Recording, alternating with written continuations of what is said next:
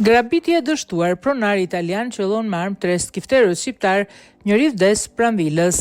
Trupi një të riu shqiptar, i cili rezultonte i zhdukur që nga mbrëmja e së dielës, është gjetur pa shenja jete pranë një fushe sportive në lagjen San Severino të Centolas, në një zonë bujqësore gjysmë mbuluar me shkure.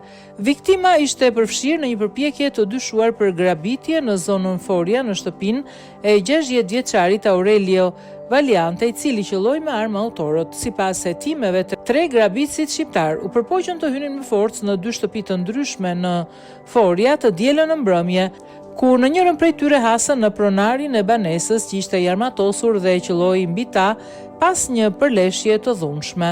Një nga grabitësit vdiq nga plagët e mara, 2 të tjerë u plagosën, me një prej tyre që ndodhet në gjendje kritike në spital në Napoli.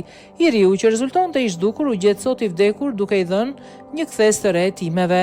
Zbulimi i trupit. Vendodhjen e trupit thuhet se e tregoi vetë 60 vjeçari pronari i shtëpisë, i cili ndodhet në hetim. Trupi të riut shqiptar, i cili ishte zhdukur dhe ishte i shpallur i zhdukur nga gruaja e tij, u njoh nga familjarët që mbërritën në vendngjarje.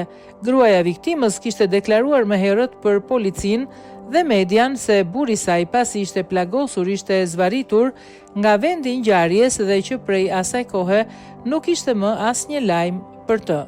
Djali tjetër na tha se ishin qelluar ndërsa po dilnin nga shtëpia. Buri mbeti për tokë dhe u tërhoq më pas nga pronari. Tani duam vetëm të vërtetën, është shprehur ajo. Hetimet në zhvillim. Karabinierët nga zyra e prokurorit publik të Vallo della Luciana po punojnë për të rindërtuar me saktësi dinamikën e ngjarjes.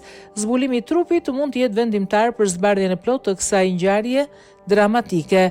Tensioni po rritet mes familjes dhe miqve të viktimës, të cilët janë mbledhur pranë vendit ku u gjet djali. Mes lodhve dhe akuzave është ngritur thirrja për drejtësi për djalin, ndërsa policia po përpiqet të ruajë qetësinë dhe rendin publik.